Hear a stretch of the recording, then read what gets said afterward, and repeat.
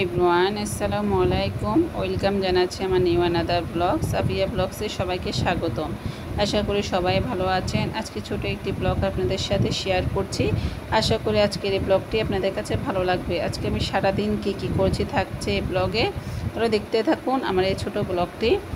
দেখতে পাচ্ছেন আজকে ওয়েদারটা কতটা সুন্দর। সকাল থেকে বৃষ্টি ছিল। আমি যখন বের হয়েছিলাম একটু টুকটাক কেনাকাটা করব বলে বাচ্চার জন্য গেঞ্জি নেব, সেজন্য বের হয়ে গিয়েছিলাম। দেখেছি রাস্তায় কোনো বৃষ্টি নেই, এত ওয়েদার সুন্দর ওয়েদার ছিল। ভাবছি রিক্সায় করে যে চলে যায় মার্কেটে। যাই হোক, ওয়েদারটা ভালো ছিল বিধায় একা একা বেরিয়ে গেছি। বাচ্চারা গিয়েছে পড়তে, কোচিংয়ে কেউ ছিল কোচিংয়ে, কেউ ছিল বাসায়। বাচ্চাদেরকে নিয়ে আমি একাই বের হয়ে গেছি। আসলে শপিংয়ে গেলে বাচ্চাদেরকে নিয়ে গেলে ওরা অনেক বিরক্ত করে, অনেক জ্বালা, একদম ঘুরায় যায় না। তো সেজন্য আমি একাই নিরিবিলে চলে গেলাম। আসলে কেউ ছিল না, একাই চলে গেলাম, সঙ্গী কেউ ছিল না। যাই হোক, এখানে আমি টুকটাক কেনাকাটা করেছিলাম, বাচ্চাদের জন্য গেঞ্জি দেখছিলাম, ছেলের জন্য।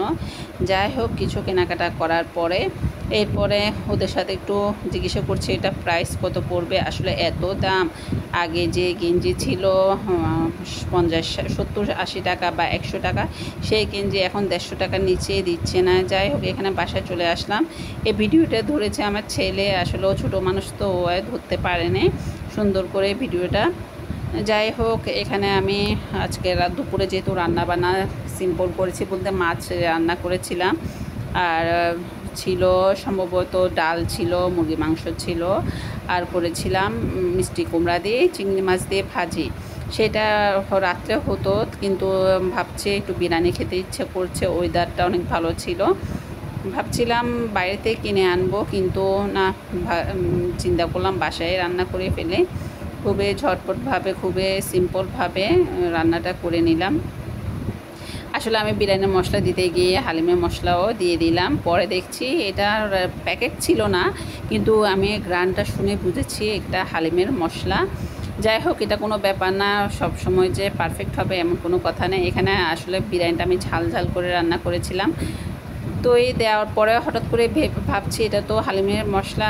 যাই হোক, বিরিয়ানির মশলা বাসায় ছিল, সেটাও দিয়ে দিয়েছি। টক দই, আদা বাটা, রসুন বাটা, যা যা দেয় আর কি বিরিয়ানির মধ্যে। আমি সরষের তেল দিয়ে রান্না করছি। আসলে খুবই রাত্রে যেহেতু রান্না করেছি, আমার ভাসুরকে ভাবছি দিব বিরিয়ানি। উনি যেহেতু অসুস্থ মানুষ, মানে খাওয়া দাওয়া কিছু খেতে চায় না। এর আগে আমাকে বলেছিল আমার হাতে বিরিয়ানি নাকি অনেক মজা। যাই হোক, আমার ভাসুরের জন্য সবাই দোয়া করবেন, উনি খুবই অসুস্থ। ওনার জন্য আমি একদম মানে তেল মশলা একদম কম দিয়ে রান্না করেছি বিরিয়ানি। আসলে তেল মশলা বা কম জিনিস দিলে এতটা ভালো লাগে না।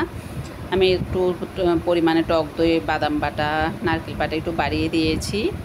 যাই হোক, কাউকে কিছু দিতে পারলে, কিছু খাওয়াতে পারলে নিজের থেকে কেন যেন মনে শান্তি হয়, শান্তি লাগে। আসলে রান্না করতে আমার খুবই ভালো লাগে। যদি আমার মন ভালো থাকে বা শরীর ভালো থাকে, আমি সবসময় একটু রান্নাবান্না বেশি করে দেখবেন আমার কিছু কিছু ভিডিওতে আমি অনেক প্রচুর রান্নাবান্না করি।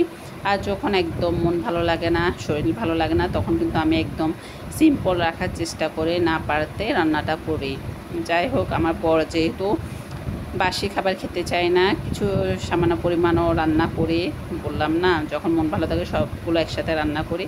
যাই হোক, এখানে আমার মাংসটা সিদ্ধ হয়ে গেলে এখানে আমি চাল দিয়ে দিব। আসলে ডেক্সি অনুসারে, হাঁড়ি অনুসারে আমার পাতিলটা অনেক ছোটো হয়ে গেছে। আমি 2 ডেক্সি করে রান্না করেছি। খুবই মজা হয়েছিল, একটু ঝাল ঝাল হয়েছিল, এটা কোনো ব্যাপার না।